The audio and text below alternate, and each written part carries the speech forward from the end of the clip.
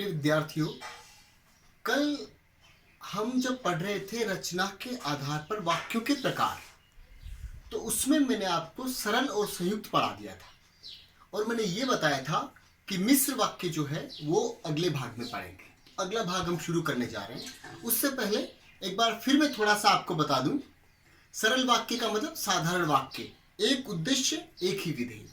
संयुक्त वाक्य मतलब दो छोटे छोटे उपवाक्य लेकिन स्वतंत्र और एवं किंतु परंतु लेकिन आदि से जुड़े हुए होते हैं। ये संयुक्त वाक्य था। अब हम आए हैं मिश्र वाक्य।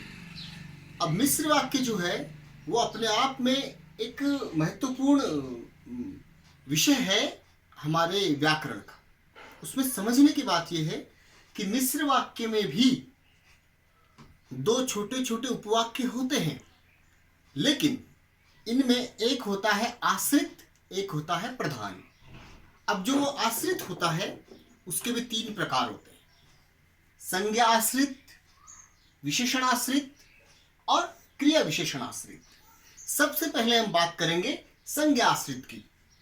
अब ध्यान से समझना बेटा, मैं आपको एक वाक्य बोल के बताऊंगा, आप समझना।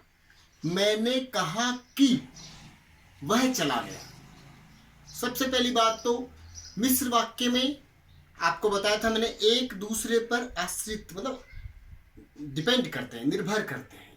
तो मैंने कहा कि यानी मैं इसके आगे कुछ बोलूंगा। देखो, मैंने कहा कि यानी कुछ बोलूंगा तो तुरंत हम पहचान सकते हैं कि ये मिश्र वाक्य है। अब मिश्र वाक्य में कौन सा है? मैंने कहा कि वह चला गया।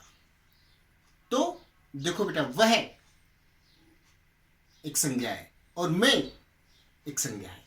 तो जब इस तरह के वाक्य बनते हैं वहां पर संज्ञा आश्रित होते हैं और उनकी एक सरल मैं आपको सूत्र बता सकता हूं जिससे आप और अच्छे से समझ सकें। जहां पर भी मिश्र वाक्य में छोटी की आ जाए, ये है ना, तो वह संज्ञा आश्रित होता है। ये एक ट्रिक है याद रखने की। छोटी की जहां पर आ जाए वह संज्ञा आश्रित होता है, या फिर कोमा आ जाए या फिर कोमा, तो समझ लो कि वह संज्ञा आश्रित है। जैसे मैं आपको बताता हूं, जैसे ही पापा अंदर आए, कोमा, मैं चला गया। तो यहां पर क्या है? कोमा लग गया या छोटी की आ जाए तो समझ लो कि वह संज्ञा आश्रित है। वैसे अगर हम विस्तृत रूप से पढ़ें तो इसमें संज्ञा होती है, इसलिए इसको संज्ञा आश्रित कहते हैं। लेकिन परीक्षा में इतना समय नहीं होता, तो तुरंत समझने के लिए छोटी की आ जाए तो संज्ञा आश्रित, कोमा आ जाए तो संज्ञा आश्रित। अब चलते हैं विशेषण आश्रित। देखो, विशेषण आश्रित जो होता है उसकी क्या पहचान होती है कि उसमें स्पष्ट किया जाता है किसी बात को। जैसे मैं आपको बोल के बताता हूं, जो जितना पढ़ेगा उतना समझ पाएगा। पहली बात तो ये मिश्र है, कैसे पता लगेगा? जो जितना पढ़ेगा, यानी इसके बाद में कुछ बोलूंगा, यह आश्रित है दूसरे पे। जो जितना पढ़ेगा वो उतना समझ पाएगा। तो पहली बात तो ये मिश्र है। अब ये कौन सा मिश्र है? संज्ञा है या विशेषण? संज्ञा तो हो नहीं सकता, इसमें की नहीं आई, छोटा कोमा भी नहीं आया, छोटी की भी नहीं आई। जो जितना पढ़ेगा यानी जो जितना, विशेषता बताई जा रही है। जो यानी जो पढ़ेगा उसी की बात हो रही है। दूसरा देखो, जो बच्चा आपके पास बैठा है वो मेरा भतीजा है, यानी और किसी बच्चे की बात नहीं हो रही, जो बच्चा आपके पास बैठा है। या फिर देखो, जिसने यह चित्र बनाया है बड़ा अच्छा कलाकार है। जिसने विशेषण है, जिसने, यानी और किसी की बात नहीं हो रही, जिसने ये चित्र बनाया है वह बड़ा अच्छा कलाकार है। तो जो, जिसने, जिन्होंने, जिनको आदि शब्द जहां पर आते हैं वहां पर विशेषण आश्रित होता है। इसके बाद में हम चलते हैं क्रिया विशेषण आश्रित। आपको पता है क्रिया विशेषण का मतलब क्रिया की विशेषता बताने वाले, और इनके चार प्रकार होते हैं। क्रिया विशेषण के भी चार प्रकार होते हैं। एक होता है रीतिवाचक, फिर होता है कालवाचक, फिर होता है स्थानवाचक, फिर होता है परिमाणवाचक। अब देखो, रीतिवाचक कैसे पता लगेगा कि यह मिश्र वाक्य तो है लेकिन रीतिवाचक क्रिया विशेषण है इसमें, जहां पर तरीका बताया जाए। रीति का मतलब होता है तरीका।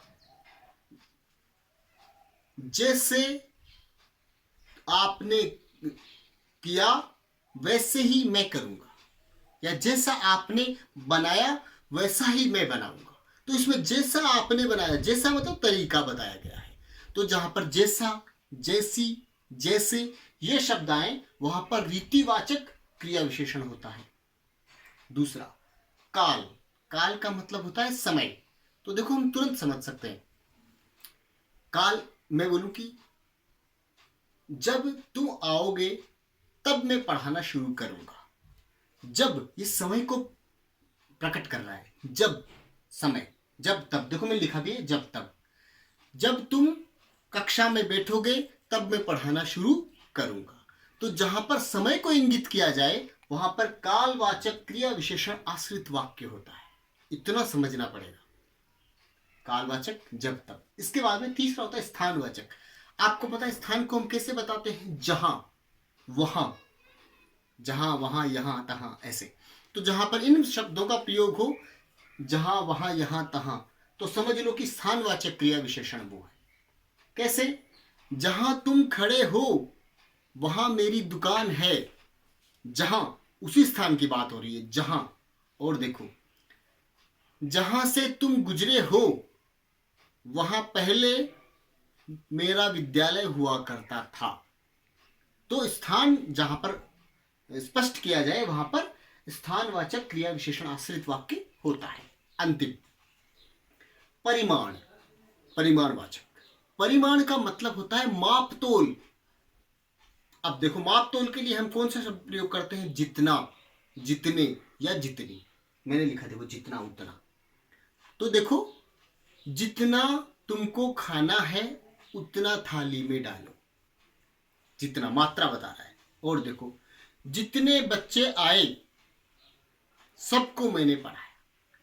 तो जहां पर संख्या, माप, तोल आदि बताया जाए वहां पर क्रिया विशेषण तो होता है, लेकिन कौन सा? परिमाणवाचक क्रिया विशेषण आश्रित उपवाक्य। तो मिश्र वाक्य में मुख्य तीन होते हैं: संज्ञाश्रित, की, कोमा, विशेषणाश्रित, जो, जिनको, जिन्होंने। क्रिया विशेषण में स्थान बताएगा, काल बताएगा, रीति बताएगा या परिमाण बताएगा। ये हमारा जो वाक्य के प्रकार है रचना के आधार पर, वह विषय समाप्त होता है आज। धन्यवाद।